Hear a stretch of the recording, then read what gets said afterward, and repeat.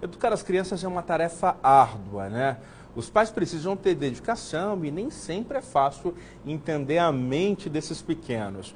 Mas você sabia que alguns comportamentos dos adultos podem refletir no desenvolvimento da garotada?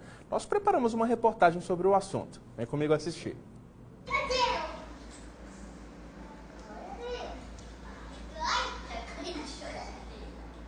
Controlar a energia desses pequenos é difícil.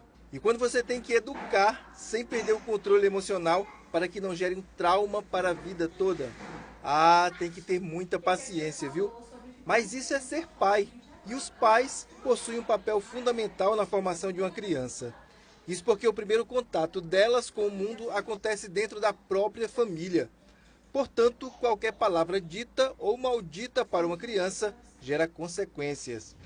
Mamãe gosta que você fique na internet bastante tempo? De vez em quando. E quando ela reclama que você está mais na internet do que ligado aos estudos, o que ela fala para ti? Ela fala, vai estudar, menino. Mas aí eu vou, né? É? E você, gosta de estudar ou gosta de ficar na internet? Os dois. Os dois? Quando a mãe briga com você, você fica com raiva dela? Não. Não? Você entende que está fazendo coisa errada? Sim. Agora me diz uma coisa, quando ela disciplina você, o que ela faz para te corrigir? Ela me deixa de castigo e deixa eu sem celular. Sem celular? Aí tu fica chateado com a mamãe? Não, eu fico triste.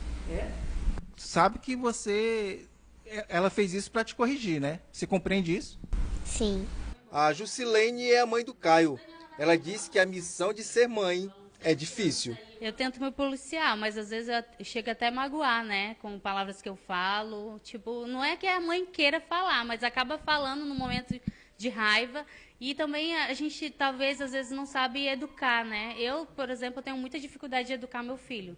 Tem hora que eu fico, meu Deus, o que é que eu vou fazer para educar ele? Porque às vezes eu não sei usar a palavra, não sei como eu vou falar com ele e se ele realmente está entendendo, entendeu? Eu acho que ele entende, mas tem hora que parece que ele não ouve, sabe? Bem, então para ajudar a gente a entender a mente desses pequenos, eu vou conversar com o Clóvis Neves, ele que é psicopedagogo. Então, a mente dessas crianças é um mistério.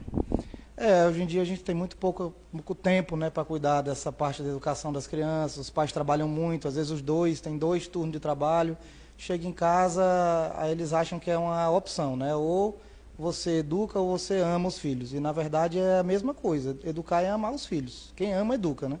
Quais são as frases mais ditas pelos pais que geram conflito negativo nas crianças? Às vezes a gente fala algumas coisas na educação das crianças que ela pode internalizar isso e quando ela ficar na fase adulta, adolescente, ela vai compreender isso de uma forma que ela não vai nem entender por quê, né? Por exemplo, tem adulto que fala assim para o seu filho, não vá no banheiro, porque a criança gosta de mexer lá na água do vaso sanitário. Então não vá no banheiro nunca. Aí quando a criança cresce, ela fica com esse negócio de não entrar no banheiro. No banheiro é um lugar para ela inóspito, ela não sabe por quê. Ou algumas fases na educação mesmo, né? De falar assim, poxa, mas o seu irmão nunca fez isso, você está fazendo isso, esse negócio que eles gostam de comparar, né? Ou algumas outras frases que fazem com que a criança, ela, no futuro, ela faça uma coisa, mas sem saber por quê. Está internalizado essas frases, né? Os pais têm que orientar as crianças a distinguir o certo do errado, mesmo que isso seja constrangedor para elas. Por exemplo, a gente trabalha muito isso hoje em dia na questão da vergonha patológica. O que é isso, né? A vergonha patológica é a fase que os pais, às vezes, fazem a criança passar por ela sem ter vergonha. Quando a criança fica reprovada na escola, quando a criança quebra uma coisa que o pai falou insistentemente para ela não fazer, não mexer, e ela mexeu e quebrou, e aí o pai fala, a criança chora e o pai diz, não chora não que eu compro outro. Ou não se preocupa, meu filho, só não chora, porque os pais não querem ouvir o choro da criança, se incomoda muito com o choro. E aí faz com que a criança não sinta vergonha do que ela fez de errado.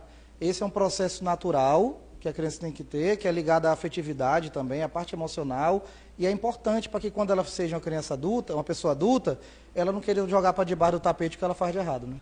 Mesmo em momento de raiva, os pais devem saber falar com seus filhos, para que consigam disciplinar e não traumatizar. Bater nunca é solução, né? A ideia de bater é a pessoa que bate, acabou os argumentos, não tem mais o que fazer, artifício na educação para que isso aconteça, né? Os antigos faziam muito isso, Hoje em dia isso já está acontecendo bem menos, a gente vê que pessoas que foram criadas com muita educação e que não apanharam, então não é uma regra isso. Então o que fazer, né? Os pais têm que dialogar bastante com a criança, mostrar exemplos, né? Principalmente exemplos, eu tenho uma frase que eu gosto muito, que é exemplos não mostram, exemplos arrastam, né? Então acho que quando ele vê o pai fazendo uma coisa errada, ele vê que está errado. A gente ensina na escola a criança a não furar fila, mas quando eu chego no banco, a mãe vai e fura a fila e a criança vê, o filho vê. Então o que adianta em estar educando o filho na escola e o pai fazendo errado fora? O filho acha que a gente está errado também. E olha, atenção, viu? Os conflitos dos pais podem refletir de maneira direta no desenvolvimento das crianças. Com certeza absoluta. Inclusive na escola tem um psicólogo muito importante chamado Carl Rogers, que ele diz que a coisa mais importante para a gente aprender na infância é a parte afetiva e emocional. E se a gente atrapalhar isso, com certeza a separação atrapalha muito isso no desenvolvimento da criança, também vai atrapalhar na aprendizagem da escola.